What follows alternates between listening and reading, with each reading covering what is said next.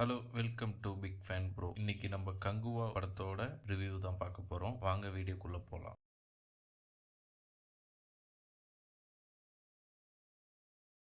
கங்குவா படத்தோட ஒன்லைன் பார்த்தீங்கன்னா, செஞ்ச சத்தியத்துக்காக அந்த சத்தியத்தை நம்மளால காப்பாற்ற முடியலங்கிற காரணத்தினால மறுஜென்மம் எடுத்து அந்த சத்தியத்தை காப்பாத்தினாரா இல்லையா அப்படிங்கிறது தான் மூவியோட ஒன்லைன். அப்புறம் ஆக்டிங் பார்த்தீங்கன்னா, ஆக்டிங்கை பொறுத்த வரைக்குமே எல்லாருமே ஓவர் ஆக்டிங் பண்ண மாதிரி தான் இருக்குது.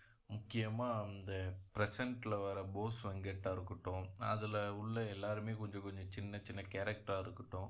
ஏன் இவ்வளோ சொல்கிறாம இந்த நம்ம சூர்யா வர கேரக்டரே பார்த்தீங்கன்னா, ஒரு சில இடத்துலலாம் இது பண்ணணுமா அப்படிங்கிற மாரி மூஞ்ச சுளிக்கிற மாதிரி காட்சிகள் இருக்குது. அப்புறம் பார்த்தீங்கன்னா, அப்புறம் நட்டி ஒரு சீன் வருவார். நட்டி அப்புறம் அவர் ஒய்ஃபும் வருவாங்க. அந்த சீனுமே பார்த்தீங்கன்னா, எதுக்கு இந்த கேரக்டருக்கு இவங்கள போட்டாங்கங்கிற மாதிரி தான் இருக்கும். ஓவராலாக பார்த்தீங்கன்னா, ரொம்பலாம் கேரக்டர் செலக்ட் பண்ணல போல். ஓகே, வரவங்கள மேக்கிங் பண்ணிட்டு ஓகே அப்படிங்கிற மாதிரி தான் வச்சுருக்காங்க போல். அப்புறம் மேக்கிங் பார்த்தீங்கன்னா, ஃபஸ்ட்டு 20 மினிட்ஸில் பார்த்தீங்கனாலே இது என்ன கொஞ்சம் இந்த கோவா சீன்லாம் பார்த்தீங்கன்னா ஓவர் ஆக்டிங் மாதிரி இருக்குது அப்படிங்கிற மாதிரி நம்மளுக்கு ஒரு மாதிரி ஃபீல் ஆகும். சூர்யா வர சீனே அப்படி தான் ஃபீல் ஆகும் ஃபஸ்ட்டு ஒரு 20 நிமிஷம். அப்புறம் பார்த்தீங்கன்னா கொஞ்சம் இதான் ஸ்டோரி அப்படிங்கிற மாதிரி நம்மளுக்கு ஃபீல் பண்ணி கொஞ்சம் கொண்டு போவாங்க. அதுக்கப்புறம் இன்டர்வல் வரைக்கும் போர் அடிச்சிடும். திரும்ப அதுக்கப்புறம் ஒரு 20 மினிட்ஸ் வந்து என்னடா சீன் வச்சுருக்கீங்கிற மாதிரி தான் ஃபீல் ஆகும். அதுக்கப்புறம் கிளைமேக்ஸில் வழக்கம் போல் நம்மளுக்கு போர் அடிச்சிடும். ஒரு மாதிரி அப் டவுனுங்கிற மாதிரி தான் அந்த லைன் போயிட்டுருக்கு.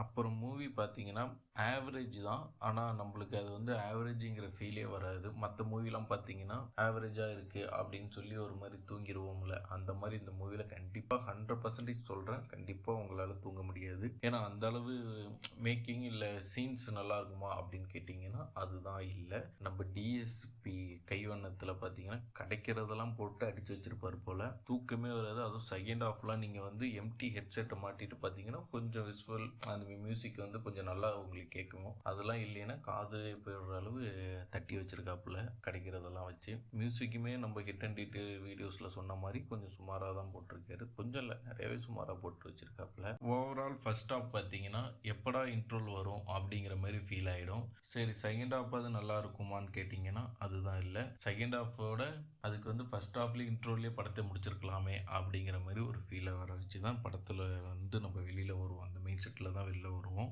அப்புறம் இந்த படம் பார்க்கவே வேணாம் அப்படின்லாம் கேட்டிங்கன்னா அந்த மாதிரி நம்ம சொல்ல முடியாது. ஏன்னா ஒரு 100 ரூபா டிக்கெட்டில் போய் பார்த்தீங்கன்னா கண்டிப்பாக பார்க்கலாம். அப்பயும் உங்களுக்கு போர் அடிச்சதுன்னா போய் நீங்கள் ஒரு 3 மணி நேரம் போயிட்டு உட்காரலாம். அங்கே போயிட்டு போர் அடிச்சதுன்னா அதுக்கு நம்ம சேனல் பொறுப்பாகாது. ஆனால் படம் பார்க்கணுன்னு தோன்றவங்களுக்கு கண்டிப்பாக போய் பாருங்கள். நம்ம சேனலை மறக்காமல் சப்ஸ்கிரைப் பண்ணிடுங்க, லைக் பண்ணுங்கள்.